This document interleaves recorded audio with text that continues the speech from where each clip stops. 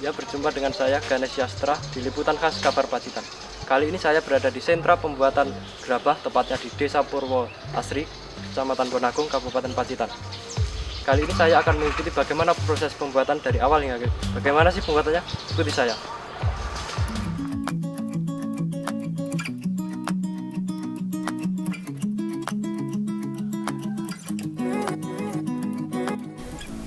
Kami berkunjung ke salah satu rumah pengrajin gerabah. Adalah Ibu Rumini yang telah menekuni usaha pembuatan gerabah tradisional ini secara turun-temurun. Ibu Rumini biasa membuat aneka macam bentuk kerajinan gerabah, baik dalam ukuran kecil, sedang, ataupun besar. Proses pembuatan gerabah dimulai dengan mencampurkan tanah liat dan pasir halus. Perbandingan antara keduanya adalah 1:1. Tanah liat yang digunakan diambil dari sawah sekitar desa tersebut, sedangkan pasirnya diambil dari sungai kemudian diayak hingga halus. Langkah selanjutnya adalah proses pembentukan gerabah.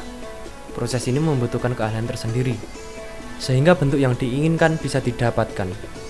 Selanjutnya, gerabah akan dijemur di bawah sinar matahari hingga setengah kering.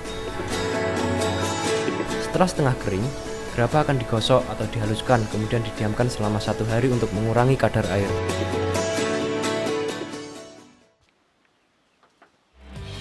Sesudah kering, gerabah masuk ke proses selanjutnya, yaitu proses pembakaran.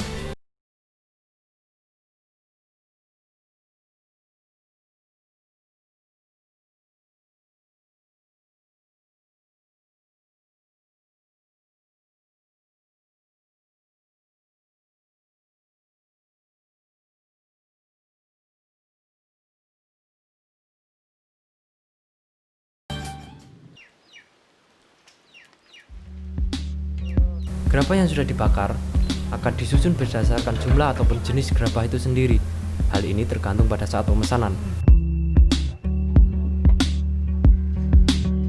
Proses terakhir ialah finishing.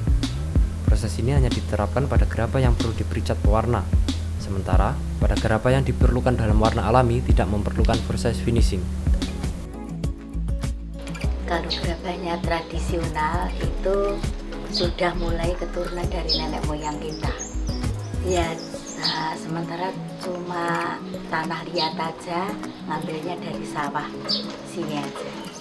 Dari awalnya mengambil tanah dari sawah, tanah liat, itu dibawa pulang, digiling 2 kali penggilingan, dicampur dengan pasir halus.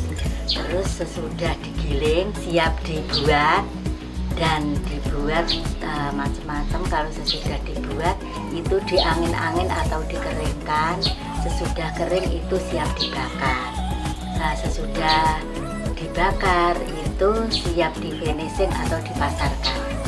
Kedepannya yang saya minta seperti di Kasongan bisa meningkat dan kalau sesudah seperti di Kasongan itu meningkat, saya minta ekspor di luar negeri.